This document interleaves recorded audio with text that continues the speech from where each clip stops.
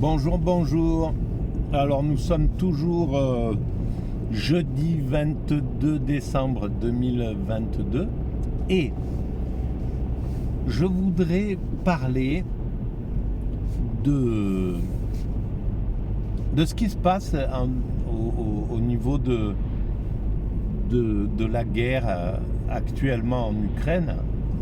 Pas vraiment du processus qui est enclenché, etc., mais plutôt les mécanismes qui sont en œuvre dans cette guerre. Et plus globalement, de la géopolitique, on pourrait dire. Voilà, alors, pour les Chinois, déjà, par exemple, il y a un monde qui cherche à devenir multipolaire. Voilà. Qui refuse de continuer dans un système unipolaire avec un système dominant, comme ça a été le cas depuis des milliers d'années en somme. Il y a toujours eu un système dominant un peu partout sur la planète. Voilà, ça a été l'Empire chinois à un certain endroit, ça a été l'Égypte, ça a été les Hébreux, ça a été les Perses, ça a été les Grecs, les Romains, etc. Les hindous, l'empire du Mali, voilà, il y a toujours des sortes de dominants. Jusqu'à présent, ça a toujours été le modèle, un petit peu comme ça. Et là, actuellement, on est devant un nouveau dominant qui sont les États-Unis. À la sortie de la guerre 39-40, et un petit peu avant, voilà, ils ont pris le pouvoir, le leadership. Les Chinois contestent cette vision et voudraient un monde multipolaire, c'est-à-dire un partage du leadership, en somme. Moi, avec les Russes sont dans la même mécanique. Je pense que les BRICS sont un petit peu dans cette vision. Et là, actuellement, on dirait, alors je ne sais pas si c'est le cas, mais on dirait que les Occidentaux résistent, veulent continuer à être en somme les empereurs de l'humanité, à ne pas partager, à être dans ceux qui tracent la route et qui tracent les valeurs, etc. Alors ça serait valable si les valeurs de l'Occident étaient parfaites aujourd'hui, si elles étaient idéales. À un certain moment, elles ont été... elles étaient aptes d'être les éclaireurs de l'humanité, bien entendu. Mais à mon sens, depuis quelques décennies, depuis au moins la chute du communisme, le libéralisme, ou le capitalisme, comme on veut, est rentré dans un état de toute puissance, dans un système de toute puissance. Et à partir de là, il est devenu extrêmement injuste, à mon sens. Injuste, matérialiste, maltraitant des pauvres, et qui écarte le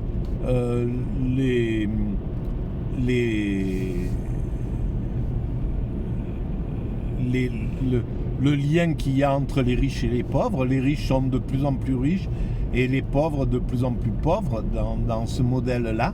Un modèle qui devient un peu aristocratique, élitiste, un modèle qui perd les valeurs de sa démocratie, etc. Donc, je pense qu'il est légitime, devant cette façon de se comporter, et d'autant que les États-Unis, on va le dire, hein, mais l'Europe aussi, en gros le monde occidental, s'est très très mal comporté quand la Russie, quand l'URSS s'est effondrée. Ils se sont comportés comme des prédateurs, et là, c'est à mon sens quelque chose qui ne peut pas être... oblige, en fait, ce modèle-là oblige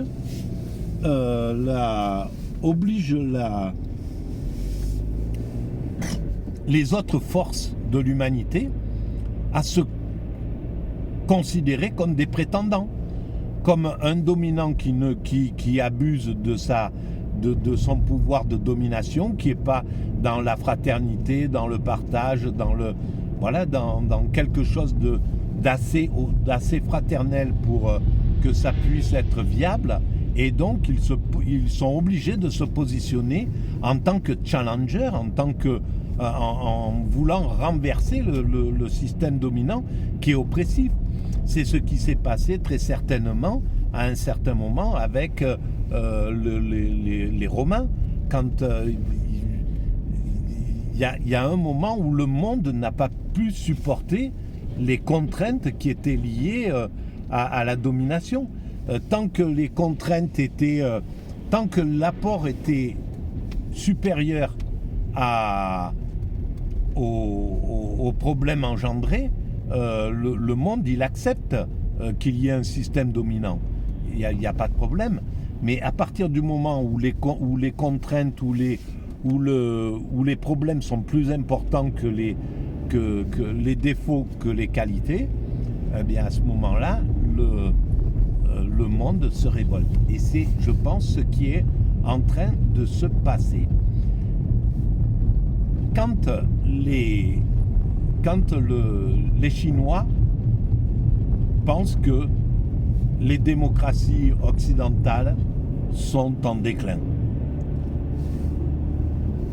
est-ce qu'ils ont tort? Quand on voit la montée des extrêmes, on peut se rendre compte que les démocraties aujourd'hui s'imposent dans bien des pays au forceps. C'est pas des systèmes démocratiques qui s'imposent de manière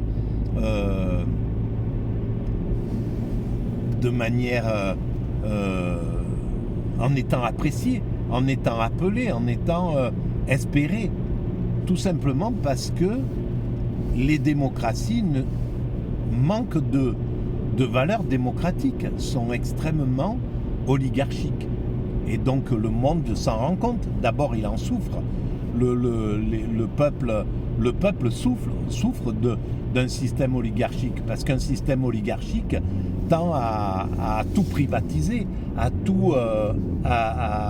surtout un système oligarchique basé sur les lois du marché, sur le marché. Et donc c'est insoutenable pour une humanité qui a d'autres valeurs en réalité. On n'est pas la compétition, ça concerne les dominants, mais le peuple n'a pas envie d'être dans un système de compétition, dans un système dangereux, dans un système violent, dans un système qui n'a pas qui fait pas de cadeaux, quoi, qui a pas d'empathie, qui est faiblement empathique. Et c'est exactement ce qui se passe. Et donc le monde, un peu partout dans le monde démocratique, il y a des révoltes. Alors si l'Occident ne comprend pas cette vision-là, c'est clair qu'il sera renversé.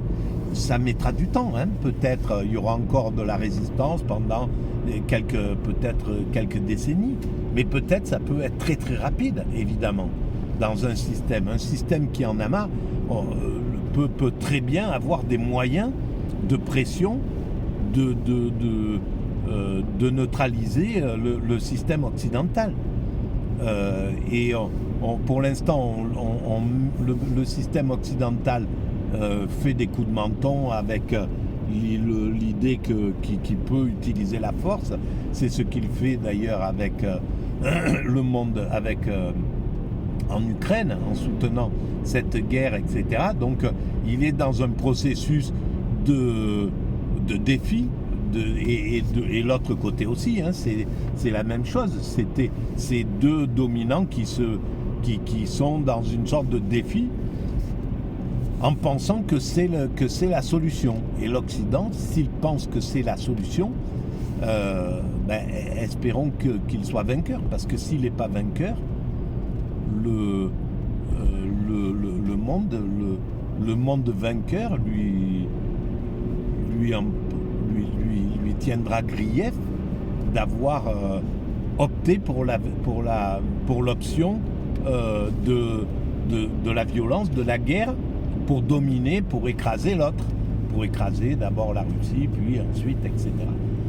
Et là, je pense qu'il y a quelque chose qui est mal coordonné. Quand on écoute un petit peu le monde tel qu'il se donne, et le monde occidental, les Américains, on a l'impression qu'ils oscillent entre aller vers la paix dans cette partie en guerre, là, entre l'Ukraine et la Russie, et le fait il y a les deux options, soit on parvient à écraser, soit il vaudrait mieux la paix, parce que si on ne parvient pas à écraser, ça va être un problème.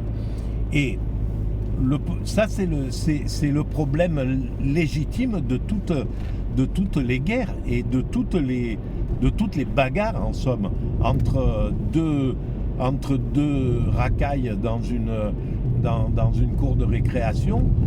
Chacun a le sentiment qu'il a les moyens de l'emporter, sinon il ne se lance pas dans la bagarre.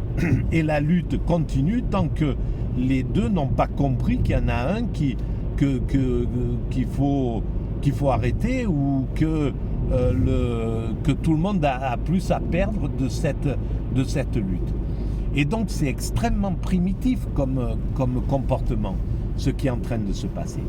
Évidemment, l'humanité, quoi qu'il arrive, il faudra qu'elle aille vers l'universalité, il faudra qu'elle aille vers le partage du leadership, il faudra que l'ONU prenne du pouvoir et finisse par avoir le pouvoir global, un pouvoir juste, que l'ONU devienne absolument juste, absolument comme un père avec tous ses enfants, l'ensemble de ses enfants, et qu'il puisse aimer l'ensemble de ses enfants sans en privilégier un ou quoi que ce soit, sans être injuste ou partial. Donc, et on est contraint d'aller vers cette finalité, vers la fraternité, la paix universelle, etc. C'est notre orientation, c'est l'orientation de l'humanité. On a construit toutes les structures pour fonctionner comme ça. Alors, cette prise de conscience peut venir maintenant, peut venir plus tard, peut venir beaucoup plus tard, et donc il est possible que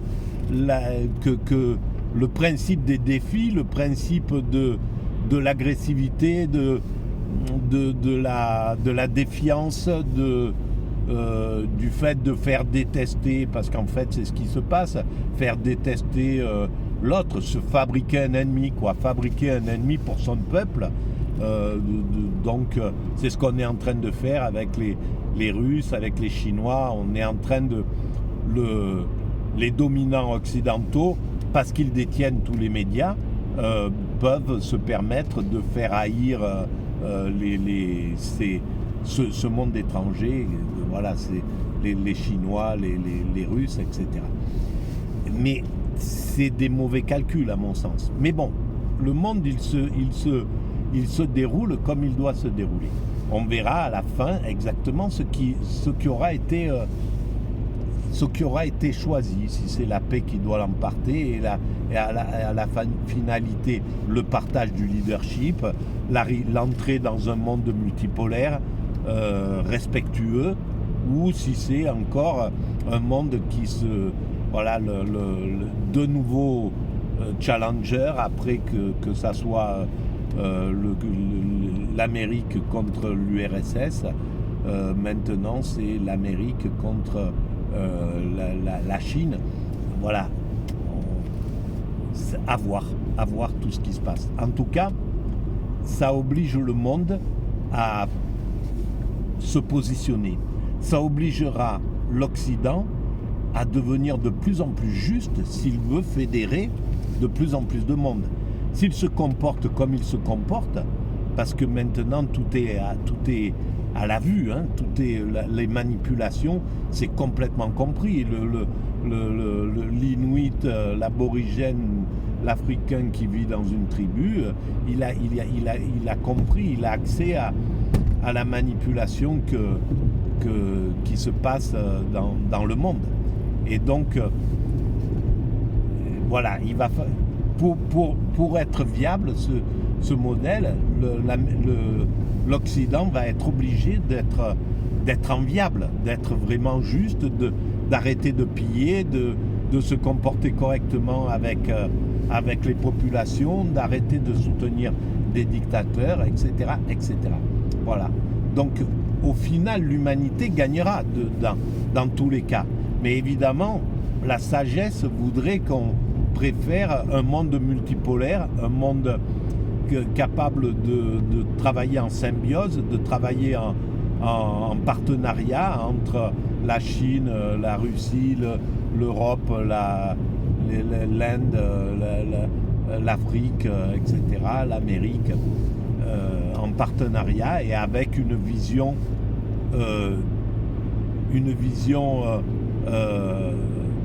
ensemble, la même vision de l'humanité pour améliorer l'humanité, pour construire l'humanité de façon totalement universelle. Voilà, on peut travailler comme ça.